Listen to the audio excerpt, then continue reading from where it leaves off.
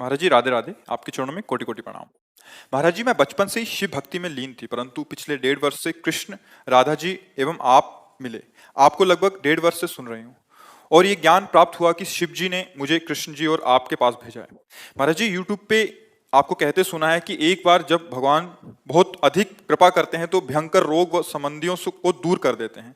महाराज जी, मेरा पूरा परिवार दान धर्म सेवा में जीवन भर लीन रहना चाहता है। पूरे दिन रात राधा राधा नाम जप करना चाहते हैं, परंतु ये डर लगा रहता है कि कहीं ज्यादा पूजा पाठ करने से हमारे सगे संबंधी दूर ना हो जाएं, अन्यथा कोई बड़ा रोग ना लग जाए। अभी बात समझ में नहीं आई ना। शास्त्र के जो वाक्य हैं, जैसे धन को तिजोरी में रखा जाता है बहुत सुव्यवस्थित, ऐसे ही जो परमार्थ की वस्तु होती है, शब्द सामने दिखाई दे रहा है लेकिन उसका अर्थ वो नहीं है, उसका भाव नहीं है। जैसे भगवान ने युधिष्ठिर जी से कहा, जिस पर मैं कृपा करता हूं उसका सर्वनाश कर देता हूं। कितना कड़ुआ लग रहा है नहीं कि ऐसी कृपा क्या महाराज आप सर्वनाश कर दो। सर्वनाश दुखों का समझना है उसको। जिस पर मैं कृपा करता हूं उसका सर्वनाश कर देता हूं। किसका? दुखों का, संकटों का, अज्ञान का, जन्म मरण का, पापों का। अहम तो हम स्वर पापेभ्यो मोक्षयिष्यामि। भला मंगल भवन भगवान किसी के मंगल का नाश कर सकते हैं? एक बार दो मित्र थे, स्कूल में पढ़ते थे। अब आगे जब यौवन अवस्था आई तो एक गलत संग में पढ़कर शराब पीना, व्यभिचार करना, गंदे आचरणों में उतर गया, और एक अच्छे संग से गंगा स्नान करना, नाम जप करना, ऐसे। तो जो गंदे आचरण करता था, रात दिन उसकी उन्नति होने लगी, रुपया और सब अच्छे अच्छे भोग सामा। और जो गंगा नहाता था, नाम जप करता था ना, उसका स्तर गिरने लगा, लौकिक। 10वें वर्ष दोनों का मुलाकात नहीं हुई। अचानक एक दिन वो गंगा नहा के आ रहा था, तो देखा सामने कि वो दोस्त हमारा स्कूल वाला, और वो बहुत सूट बूट से अच्छे कपड़े पहने ऐसे। तो उसने भी देखा कि वही मित्र है हमारा जो स्कूल में। बस वो उधर देख ही रहा था कि खजूर होता है ना, खजूर, खजूर का बड़ा कांटा गंगा नहाने वाले के पैर में लगा, क्योंकि नंगे पैर रहता था। और नाम भगवान का उच्चारण करते बैठ गया पैर पकड़। और वो खूब अच्छे कपड़े सब पहन के आया। बोले देख, कहता था क्या मिला तेरे को? देख मेरे पास गाड़ी है, रुपया पैसा, मैं खाता हूँ, मौज मस्ती से रहता हूँ। तू बड़े ठीक से रहता है, गंगा नहाता है, तेरी दशा देख क्या है, क्या दिया भगवान ने तेरे को। ऐसा कह के वो चला गया। उसके भी मन में आया कि बात तो सही कह रहा है, मैं बचपन से भगवान का नाम ले रहा हूँ, गंगा नहा रहा हूँ, तो हमारी ये दशा है। और मैं जानता हूँ ये दोस्त हमारा कैसा है, बड़ी मौज मस्ती में। क्या भगवान का भजन करना दुख और नाना प्रकार के संकट मोल लेना है? ऐसा उसके मन में आ गया। और जब कभी किसी भक्त के मन में संशय होता है तो भगवान तुरंत निवारण करते हैं। भगवान एक वृद्ध ब्राह्मण के स्वरूप में आए। अरे बेटा, तुम्हारे कांटा लग गया क्या? मैं निकालूं? भगवान बड़े कृपालु हैं, देखो तुम्हारे कांटा लग गया, बहुत कृपा है उनकी तुम्हारे ऊपर। तो उनका अब हमको ये बातें अच्छी नहीं लगती, क्योंकि मैंने प्रत्यक्ष देखा कि हमारा दोस्त गंदा आचरण करता है, अधर्म आचरण करता है, उन्नति को प्राप्त हो रहा है, और आप करें बहुत अच्छा।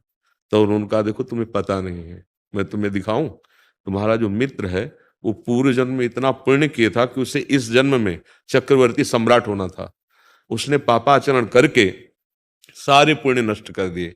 अब उसका थोड़ा पुण्य रह गया और भोग ले, इसके बाद पीछे का पाप और अभी का पाप जब मिलेगा ना तो इसका सर्वनाश हो जाएगा, किसी काम का नहीं रहेगा। और तुम्हारा सूली की सजा थी तो खजूर के कांटे से निकल गई। तुम्हारे सारे पाप नष्ट होने जा रहे हैं, क्योंकि तुम धर्म से चलते रहो। अभी जहां तुम्हारे पूरे पाप नष्ट हुए और ये पुण्य और वो पुण्य मिला, तो लोक परलोक सब जगह तुम आनंदित हो। उसको जो अंदर संशय आया था उसकी निवृत्ति हो गई। कभी ऐसा नहीं हो सकता। सत्य मार्ग में चलने वाला थोड़ा सा आपको दुखी दिखाई दे सकता है, जैसे धर्मराज युधिष्ठिर। बहुत अभिमान में है दुर्योधन, 12 वर्ष का वनवास, 1 वर्ष का अज्ञातवास। ऐसे पवित्र भगवान के महाभागवत जो देवताओं से प्रकट हुए हैं, उनको कष्ट पर सिंहासन पर कौन बैठा? अंत में वही बैठे और विनाश हो गया कौरवों का। तो हम ये बात समझ नहीं पाते हैं कि शास्त्र क्या कह रहा है। माता में जो वात्सल्य है, पूरे विश्व की माताओं के, पशु पक्षी जितनी भी, वो हमारे भगवान के एक अंश से है। ऐसे वात्सल्य समुद्र भगवान अपने भक्त का कहीं नाश कर दे, आज तक कोई उदाहरण हो तो हमें बताइए। जो पूतना स्तनों में जहर लगा के भगवान को मारने जा रही, उसे तो उसे वो गति दे रहे हैं जो मैया यशोदा को मिलती। भला वो भगवान अपने भक्त का अमंगल कर सकते हैं? जैसे भगवान सूर्य से कहा जाए कि तुम्हारी ताकत हो तो अंधकार करके दिखाओ, तो नहीं ताकत है, क्योंकि जब तक वो रहेंगे अंधकार नहीं होगा। ऐसे ही भगवान से कहा जाए तुम्हारी ताकत हो तो अमंगल करके दिखाओ, तो भगवान को ताकत नहीं कि वो अमंगल कर सके, क्योंकि वो मंगल भवन है। तो भगवान अपने जनों से प्यार करके जो बात कर रहे हैं, वो समझ ठीक ना होने के कारण है। अपने जनों का अमंगल नाश कर देते हैं, दुख नाश कर देते हैं, विपत्ति नाश कर देते हैं। भला कौन सी ऐसी विपत्ति है जो भक्त को दुखदाई लगी हो? किसी भी भक्त के बताना चरित्र। जब प्रेम होता है तो डर नहीं रहता, रहता है? बच्चा बच्ची प्रेम कर लेते हैं ना, तो दोनों निश्चय कर लेते हैं कि जहर खा लेंगे, लेकिन अब हम विलग नहीं होंगे। दुनिया की हर गाली सहेंगे, अपमान सहेंगे, मर जाएंगे। परिवार, इज्जत, धर्म, कुल, सबका प्यार एक कोने में रख करके और भाग पड़ते हैं ना। और हम प्रभु से प्यार करते हो, डर लगता है कहीं कुछ अमंगल ना हो जाए। सोचो, एक शरीर से प्यार करने वाला परवाह नहीं करता किसी भय की, और तुम सब शरीरों की आत्मा जो भगवान है, उनसे प्यार करने पर ये भय लगे कि कहीं ऐसा ना हो जाए। अभी प्यार नहीं है, अभी अभी तो बातें हैं प्यार की, प्यार नहीं। प्यार जो होता है वो एक अलौकिक। तो डरना नहीं, बात समझ में नहीं आती इसलिए ऐसा है। भगवान अपने जनों को बहुत प्यार करते हैं।